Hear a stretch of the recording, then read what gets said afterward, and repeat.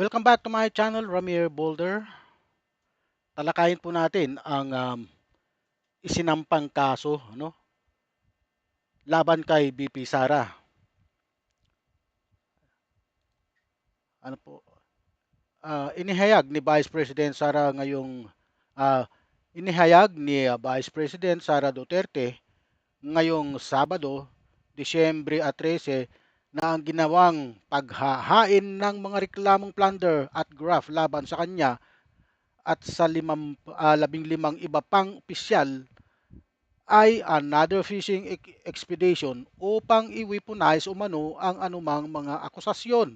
Ano po? Iginiit ni Bibi Sara na ang paghahain ng mga reklamo laban sa kanya ay hindi tungkol sa paghahanap ng katotohanan, bagkus ay pagtakip ng nakawan sa kaban ng bayan na hanggang ngayon ay walang nananagot. Well, ito palagi po ang kanyang sinasabi sapagkat siya po ay dapat may impeachment trial siya, kaya lang pilit na in-archive ng kanyang mga supporters na senador, ano? Kaya naisipan naisipan ng mga civil society na sa pangunguna ng isang pare at mga sumusuporta na ireklamo si BP Sara, idemanda. Hmm? Ah, hinikayat niya Hinikayat niya rin ang publiko na huwag umanong magpadala sa anumang paninira na ginagawa at nananawagan din sa kanila na patuloy lamang tayong maging matatag sa harap ng pagbagsak ng ekonomiya at walang tigil na pagtaas ng presyo ng bilihin. Ito pagtaas ng bilihin, hindi po totoo yan. Tumataas ang bilihin pero hin, ah, hindi po palaging tumataas. Yung bilihin nung nakaraang buwan, ganun pa rin po ang presyo hanggang ngayon. Ano po? Samantala, nitong Biyernes, December 12, naghain ang mga civil society group sa Office of the Ombudsman ng reklamong plunder. Ito na po yun. Reklamong plunder laban kay BP Sara at 15 iba pang opisyal kaugnay umano maanumalyang paggastos ng 612.5 million confidential fund.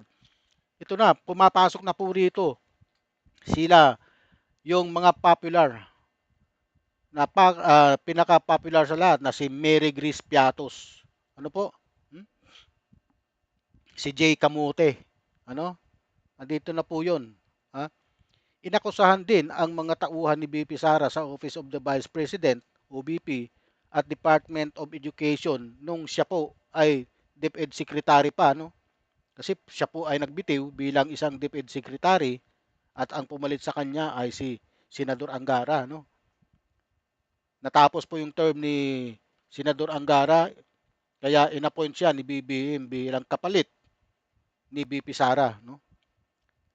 Nang umano'y bribery, malversation, graft culpable, violation of the Constitution at betrayal of public trust. Ito po yung nakasampang impeachment sa kanya. Ano?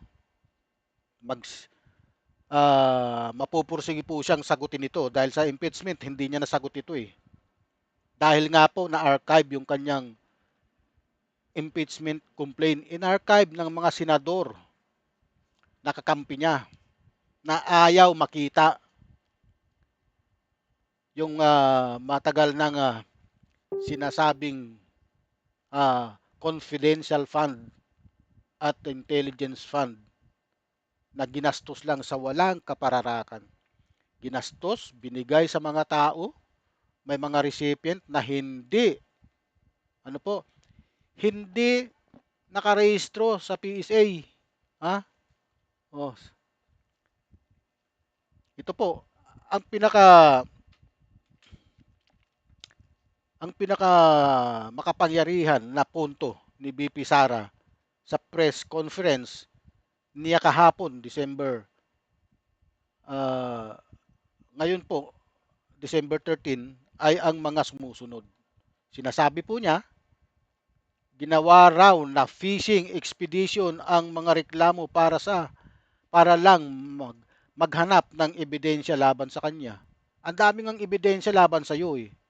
Itinago na lang. Ha? Doon nga sa ito ngang confidential fund mo, misuse sa confidential fund, hindi mo nga ipinapaliwanag nung ini-invite ka pa ng Quadcom eh. Pilit mong tinatakasan. Nag-file sa'yo ng impeachment complaint, in-archive ng Senado. Dahil nga pagdideklara ng Supreme Court na unconstitutional. Oh? Ito na ngayon, nagdemanda na ang civil society sa'yo. Oh.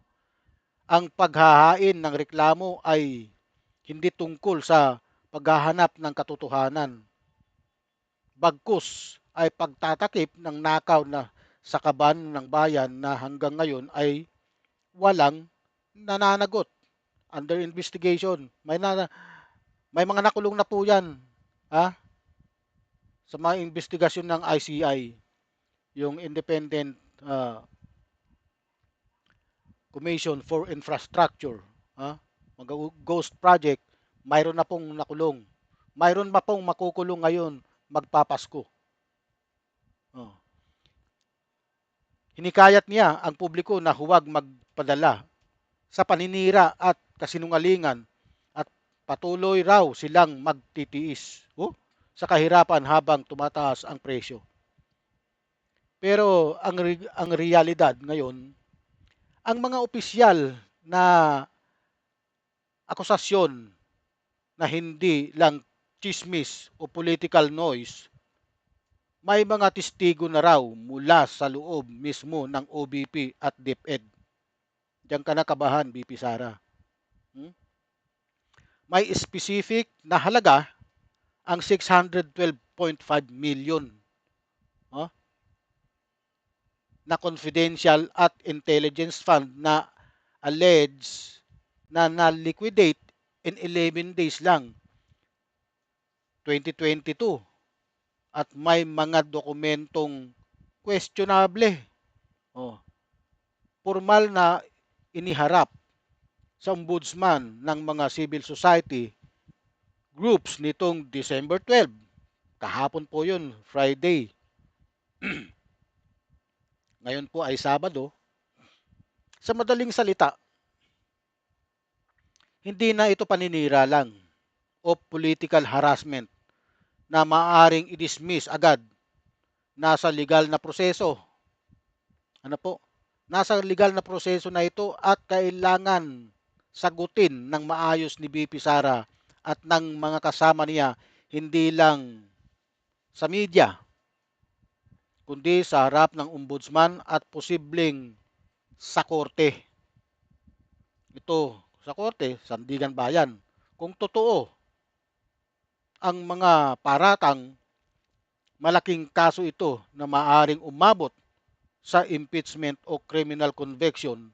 Kung hindi naman totoo, malaking pagkakataon niya na linisin ang kanyang pangalan at kontrahin ang mga akusador gamit ang ebidensya. Pero ngayon, ang bola ay nasa ombudsman. Na at ang publiko, lalo na sa 2028 context, ay titimbangin kung sino talaga ang nagsasabi ng totoo. Kung si BP ang nagsasabi ng totoo o ang civil society na siyang nagdemanda sa kanya. Ano po? Okay. Magbasa-basa muna po tayo ng walang ganong komento. BP Sara sa plunder, graph case, another fishing expedition. Another fishing expedition is now being launched as they scramble to weaponize any accusation they can manufacture just to create a semblance of procedural legitimacy for an investigation. Giit. giit ni Vice President Sara Duterte. Well, pananaw mo 'yan. Pero kung yun sana nagpatuloy yung yung impeachment trial mo, hindi ka sana ganito ngayon. Ipakita mo na mali ang mga akusasyon sa iyo. Yun lamang eh. Ha? Pero bagkus pilit na itinago, inarchive, ibinaon sa limot. Pero hindi po ganun ang mangyayari dahil marami pong gusto talaga na ikaw ay ma-impeach. Ano, BP Sara? Kasi nga pilit mong itinatago yung katotohanan. Kung yan inilabas mo, wala kang bahid ng korupsyon, dapat hindi ka matatakot na magpatuloy. Sasabihin mo sa iyong mga kaalyado na ipagpatuloy yan. Gusto ko ng impeachment kasi gusto kong patunayan na wala akong kasalanan.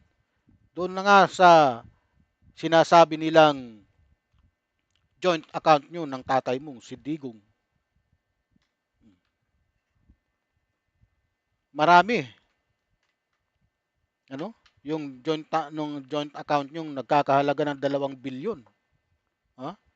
Sa BPI dito sa Julia Vargas branch. Ha? Doon na lang eh. Oh. Yun, maraming nakakaalam nun. In-expose yun ni Trillanes. Ha? Oh. May mga malalim ang pinagkuhanan ng ebidensyang yun ni Trillanes. Ano? Kaya hindi po kayo makakatakas doon kung talagang sa inyo. Oh? Nakita nga, active nga yung account na yun eh. Oh. Active yung account ng BPI, yung account nyo sa BPI, Julia Vargas. Undeclared yun. Hindi nyo diniklara. Pero pangalan yung nakalagay dun. Rodrigo Roa Duterte and or Sara Zimmerman Duterte. Oh. Ito, hanggang dito na lamang po. Huwag niyo pong kalimutan mag-like, subscribe, and share sa aking channel, Ramir Boulder. Pati na rin po sa mga nanonood ng Facebook, sa aking Facebook page. Paki-follow na lang po. Marami pong salamat.